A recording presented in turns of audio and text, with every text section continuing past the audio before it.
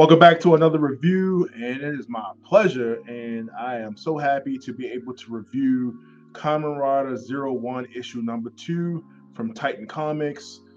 Coming to the shelf soon. If you read issue 1, let me give you a quick recap of everything that was going on there. As the CEO of the Hiden Intelligence Corporation, which manufactures human gears, helpful AI companions, Arturo Hiden must take up the mantle of Kamen Rider Zero-One to tackle a wicked cyber terrorist plot that turns the benevolent humans into dangerous monsters. Now, the villainous RAGNAROK, who steals progress keys to increase his power, has come forth to destroy all Kamen Riders, and of course, starting with Zero-One. If you read the first issue, we're introduced to RAGNAROK, who appears to be another Kamen Rider or evil Kamen Rider, because you know the story. If you watch Kamen Rider, and of course, I would assume that if you're reading this, you have watched this entire show so far, and obviously this takes place kind of in the middle of everything and not after the fact, because at the end of the show he gets the Zero-Two driver, and so I won't say anything else. But yeah, so we pick back up from issue 1, where we're introduced to RAGNAROK, and he is able to steal the power of Arto's progress keys, and the progress keys are the keys that he uses for his driver, so that he's able to transform and increase his powers. Yada yada yada. With this one, this is written by Bryan and Easton. The artist is Hendry Prasetya, and we get a lot of, obviously you see a lot of love from these two when it comes to this.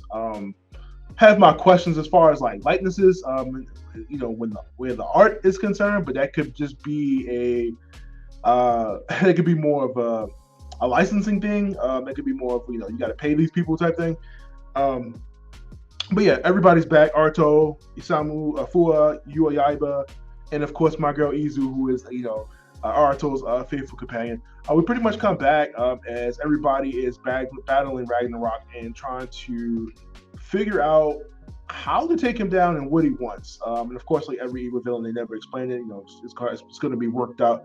It's probably going to be dragged out over a number of issues. But besides that whole thing with RAGNAROK, we kind of get more into them explaining more to Arto about his responsibilities as a Kamen Rider, and not just rushing into every battle. I explain to him, like, as you watch the show, there's numerous property damage that happens, and he kind of just leaves out of there and doesn't have to pay. Of course he's rich, so he doesn't pay for anything. Pretty much take care of it. But there's more to being a Kamen Rider than just fight, punching and kicking and fighting stuff.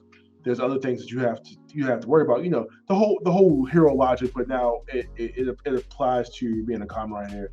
I like that they explain the Kamen Rider is being more of an armor, than more of and it's technological in Zero-One than being a more of a superpower. If you watch a lot of Kamen Rider, there are different kind of means to getting the driver. Whether it be mystical, magical, technological, or whatever they use. Same thing with like Super Sentai. They use different means to like how you're able to acquire the powers. In this particular series, it's all technology, and we're dealing with human gears, the robots, and they get hacked and the evil robots, stuff like that. Like I said, I really like that they go into a little bit more detail about the world, because I feel like when you watch the show, everything, obviously the shows are designed to sell toys, but they also try to tell a good story at the same time. But there's a lot of sometimes they don't always have the time to get into little details. And I'm glad that the comic gives the opportunity to be able to do that, because in this second issue, they pretty much have a training room that you never see. And I'm glad that they actually have that, because that probably would have helped a lot to be able to know how to use your abilities instead of always on the fly, which you always see that in the show.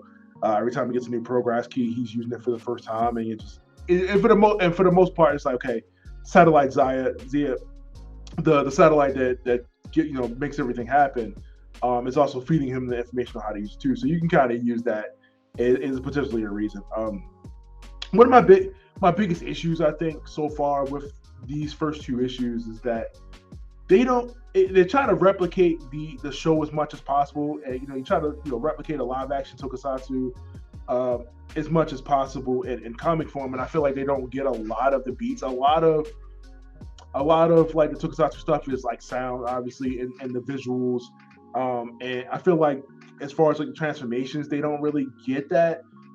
It's kind of like, okay, they do it and it's there. And I wish they would kind of show that more on the page, at least for like 1 or 2 issues. They don't have to be all the time because nobody wants to keep drawing that. But I would like to kind of see that. I did notice that they do the sound effects, which is a big thing of like these shows. The sound effects and like the names of the attacks and the finishers and stuff like that. Maybe those need more of a sound bubble than it just being on the page, which is something I noticed. But they still have it. You know, as I'm reading this, I'm kind of reading it. I'm hearing it in my head and the sound that it is on the show, so it's pretty cool.